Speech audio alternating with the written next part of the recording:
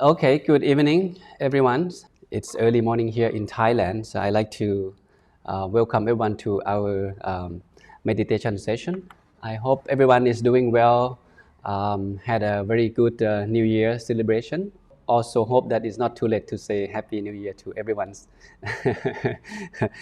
How was your life last year of the year 2022?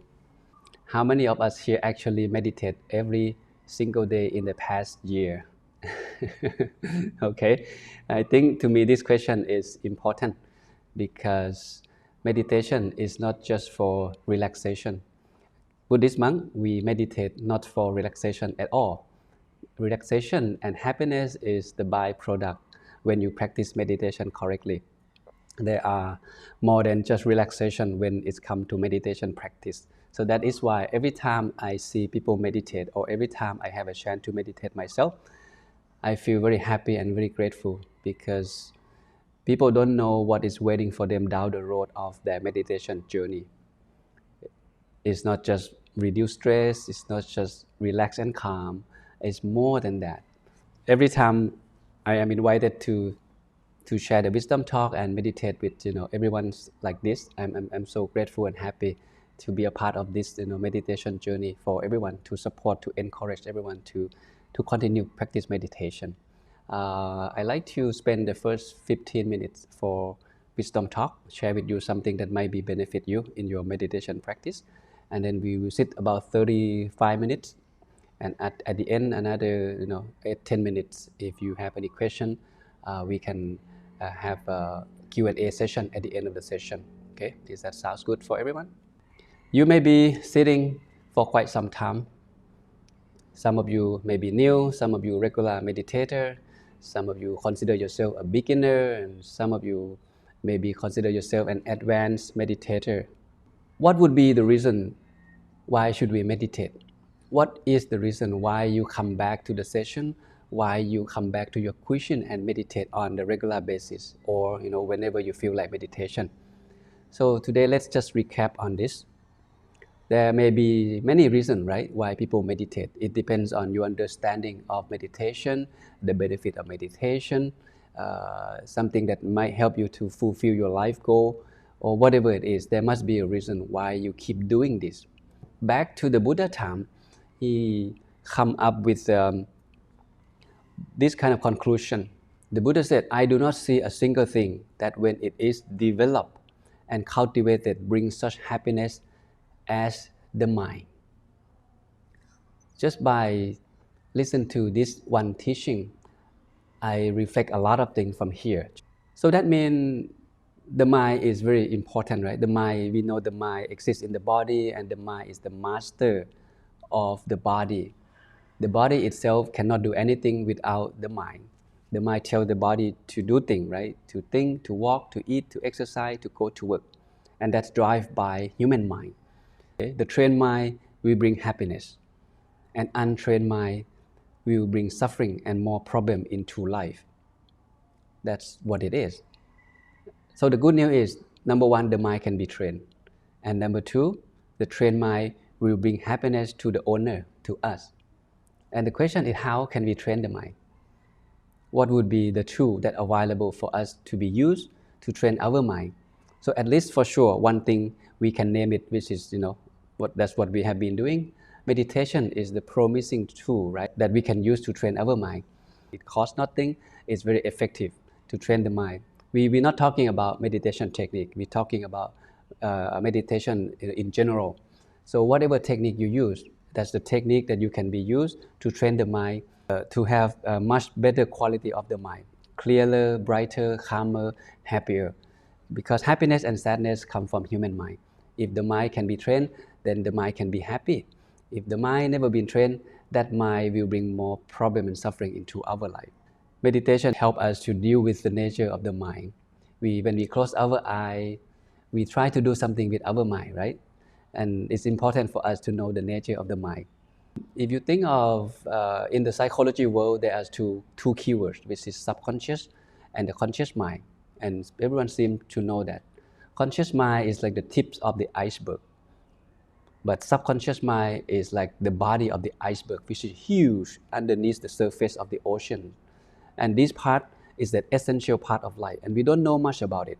We only know about conscious mind. When we see, when we hear, when we smell, when we taste, when we touch, we make decisions from that level. And this is called conscious mind. When we work, right, when we think. But underneath that ocean, the body or the body of the iceberg, we don't know much about it. We don't know how the mind works. We don't know the function of the mind. We don't know the shape of the mind. We don't know the color of the mind.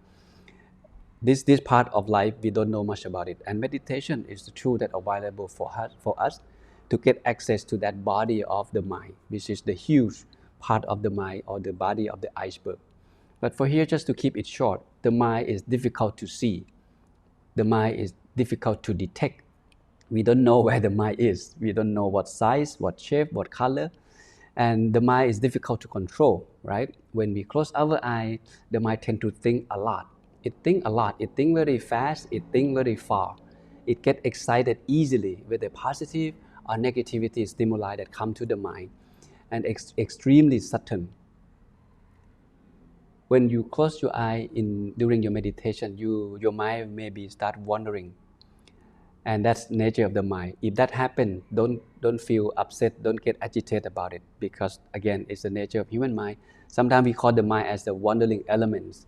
It thinks a lot, and it thinks very fast, it thinks very far. According to the Harvard study, they found out that human being, we get lost in thought. We spend 47% of our time get lost in thought. The thinking of the past, the thinking of the future. We never spend most of our time stay at the present moment. And that is why the number one global disability at the moment is stress and depression. We have a lot of stress because the mind is never be here and now, in this very present moment. When you work, you think of the past, you worry about the future. And when you meditate, also, same thing happen. It's worry about, what already happened, or it worry about something in the future. It's keep going, one round after another about the past and about the future. It never be at the present moment.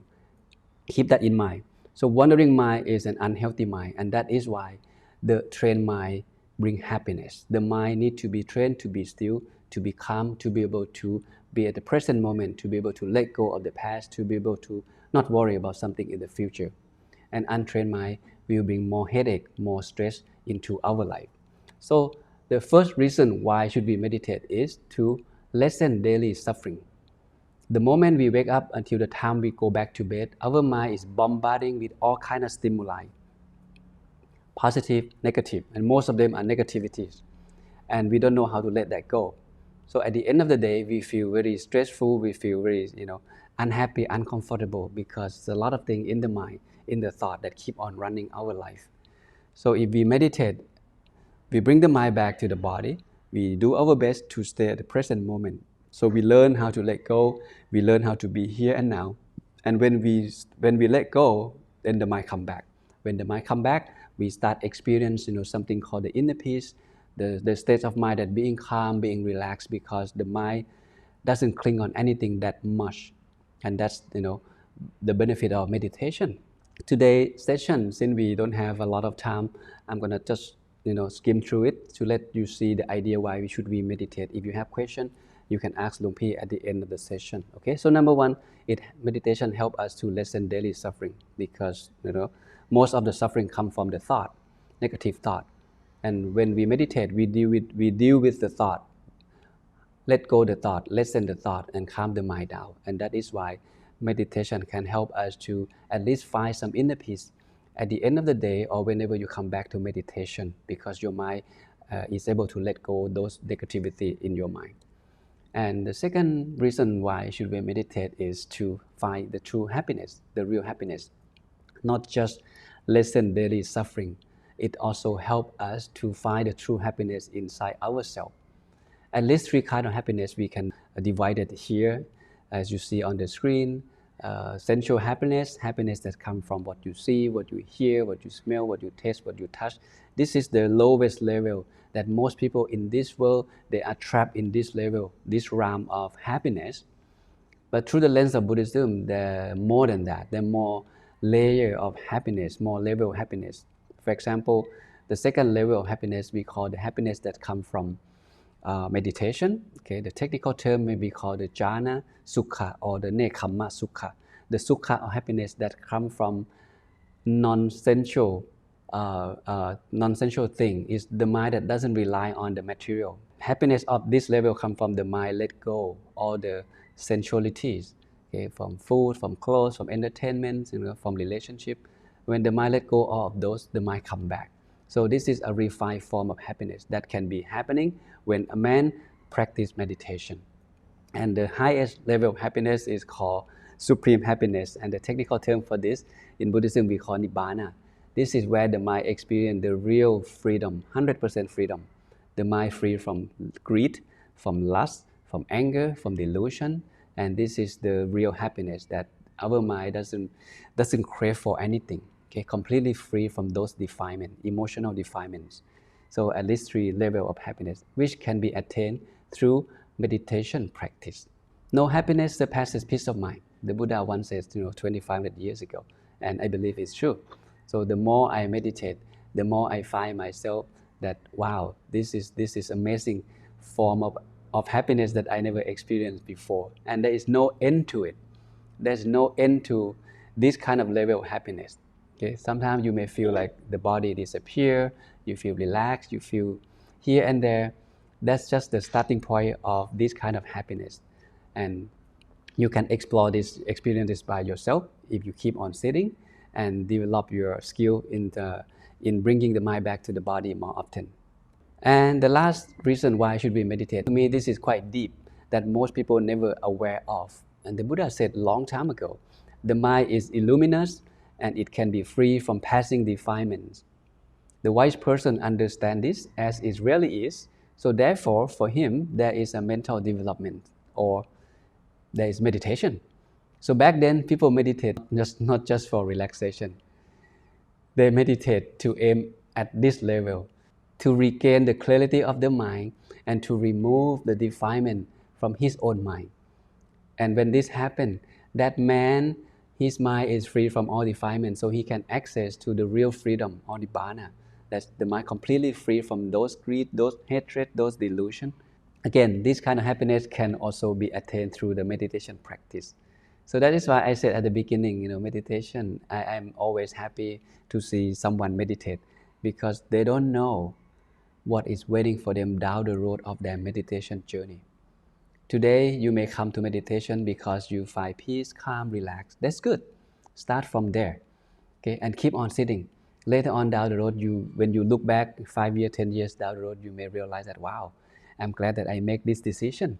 I'm glad that I invest my time and effort to develop the quality of my mind through my meditation practice because it will help you to experience the inner peace, the refined form of happiness inside yourself.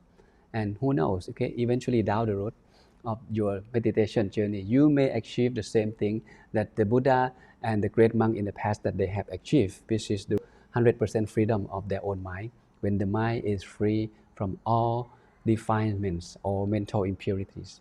So that is the reason, okay, at least 3 reasons I like to mention here about why should we meditate. Then we can reflect on this and try to understand it more and put into practice.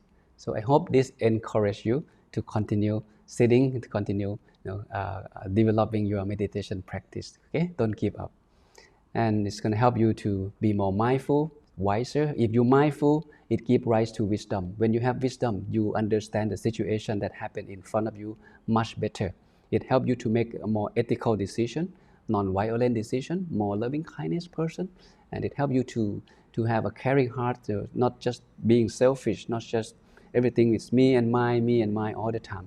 You have an opportunity to think of others, okay, to care about others. You're not just yourself, your family, community, perhaps including all the environments, the animal, all kind of things that not only help yourself to live life happier and better, but to help this world to be a better place to live. And that's just some idea of why we should meditate.